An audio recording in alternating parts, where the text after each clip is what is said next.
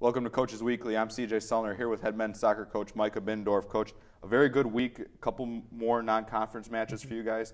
The goal scoring comes live, 7 goals in the 2 matches after no goals through your first 2.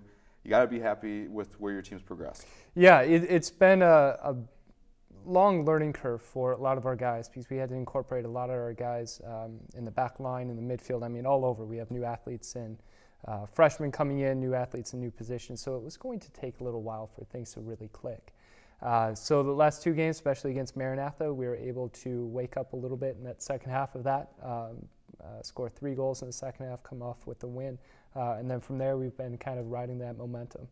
And then obviously with Illinois College yesterday on Sunday, scoring 3 goals, and really I felt we had the better run of play, had the better chances in the final area, better possession. So I'm really pleased with how the guys are. Now we talked about one player that you finally got back and got offensively going, Daniel Krajewski. Really got that offense clicking, and you talked that he's that kind of that goal-scoring threat at the top of your formation for you guys. Yeah, and he's just a good player. I could probably put him in any position apart from goalkeeper, and he'd probably do just fine in that position as well. And he would be successful. He's played some center back for us, been a central player. This year we have him primarily in the wide channel. Now the trick with him is that he picked up a pretty severe injury early in our training camp, so we really haven't seen him too much. We were able to work him in a little bit in Maranatha in the midweek match, came in, made an immediate impact, and then obviously we had him without restrictions on Sunday yesterday against Illinois College, came out and scored 2 goals and was a big part of what we did going forward in the attack. Now the guys have really responded to adversity well. That Maranatha match, for the people that really didn't follow it, you guys were down in that match. It was a dogfight that you guys were in, really, and those guys really showed that resolve that you want early in the year to kind of be able to show that later in the year. Yeah, I think part of it is just showing the guys that, hey, we can do this, and getting them to understand that winning at this level is difficult. I don't care how much success a team has had in the past, winning doesn't come easy. So part of the growth of this program is understanding what it takes to be successful, what it takes to win these games, and doing a lot of the little things. Chris Arvallo came in, and his contributions will never show up in the stat sheet. He came in and we asked him to drop in the midfield, win a ball in the air, win the first ball, win the second, and just be a handful in the middle of the field and really disrupt things in the attack. And once he started focusing on that as his role, especially in the second half of Maranatha, when we started on the comeback and scored the 3 goals in the second half, he was directly involved in all of them, whether he won the ball or he won a tackle. So he does a lot of the little things. And that's how we're going to be successful, by understanding that we can't walk out on the pitch and win, but we have to put effort in the right areas, winning the balls in the midfield, make sure we're tackling hard, we're defending first. And then once we win it, I think we're very skillful. We can keep a ball and we can create a lot of opportunities for ourselves. So it's exciting. Now that we're finally starting to understand it, we've had to learn some very tough lessons early on. I'm really looking forward to just how far this group can go. So it's an exciting time of year. Now we have 2 matches coming up this week. First of those, on Wednesday night, you guys traveled down to Decatur to take on Milliken, a match that last year Milliken had the best of you guys in all reality. They outshot you guys. You guys tried to come back, but they're a very good side.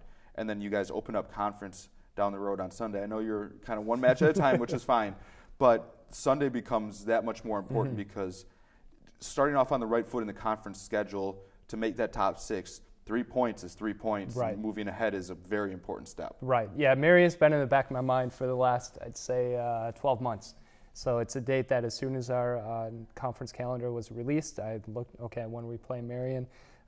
So, yeah, I'll tell you and I'll tell the guys I'm one game at a time, but Marion's a very important game. It's not just the first conference match, but it's a game that they're well coached. They have some very skillful players, so it's going to be fun.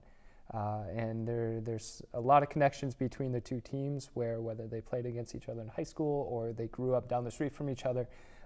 So there's a bit of a rivalry that's starting between the 2 schools, which makes it more exciting. But first we have Milliken on Wednesday, very tough side. Last year we were up 1-0 at halftime, and then we had a couple letdowns where we conceded a few goals that we probably shouldn't have, and we lost the game by a scoreline that was a lot bigger than what it should have been. So we have a date that's, again, I've been looking forward to it, and I look at it as a big redemption date. And it's going to be a big evaluation, a tool that I'm going to use just to see how far this program has progressed in the last 2 years, or last year, I should say. And then also in the last 2 weeks from our first match into where we are now, where we're really facing a good, true test. So it's an exciting week, and I tell the guys all the time that you have to be excited to play and have to be excited for these opportunities to play against the best teams, not just in our conference, but best teams in our region, because Milliken's a very respected side. Now, we see it a lot with these teams on campus, that teams are very animated on the bus. They like to sing, they like to dance. We had some fun videos that we saw on the Snapchat of your team. They listen to some very different music than what the other teams do, just because of the different demographic they really have. But man, those boys got some pipes on them.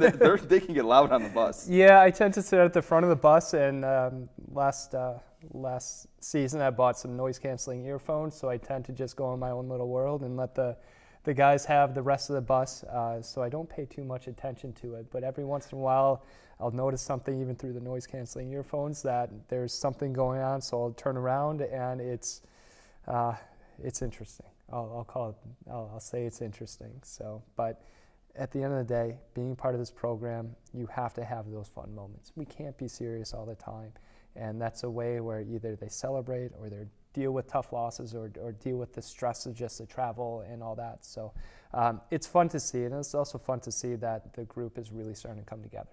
So I think that's a big indicator of that they're starting to really get comfortable with each other. So while I don't pay attention to it too much, I know what's going on, and I think it's a really good thing, cool thing. It makes us unique. Well, we look forward to seeing you guys on the pitch twice this week. They head to Milliken on Wednesday night to take on Milliken in Decatur, Illinois. Then on Sunday, they open up at home for the conference schedule against Marion. All the links will be available at cucougars.com. For Coach Micah Mindorf, I'm CJ Sellner. Thank you for watching Coaches Weekly.